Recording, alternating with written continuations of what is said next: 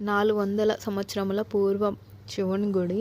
స్వయంభుగా వెలిచిన శివుడు అనమాట. ఈ గుడి మన మేడ్చలనే ఉంది.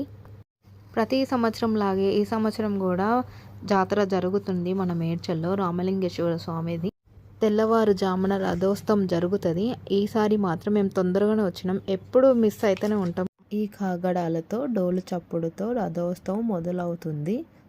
చిన్న పెద్ద తేడా లేకుండా రథోత్సవంలో అందరూ పాల్గొంటారు. పురాతనమైన గుడి కాబట్టి గుడికి చరిత్ర కూడా ఉంది. రథోత్సవం జరుగుతున్నప్పుడు ఆడవాళ్ళందరూ తమ ఇళ్లలో దీపాలు వెలిగించుకొని వస్తారు. రథము ముందుకు సాగుతున్నప్పుడు దీపాలతో హారతిచ్చి అలాగే ఇంటికి తీసుకెళ్తారు దీపం ఆరకుండా. స్వయంగా వెలిసిన శ్రీ రామలింగేశ్వర స్వామి అంటే శివయ్య అన్నమాట.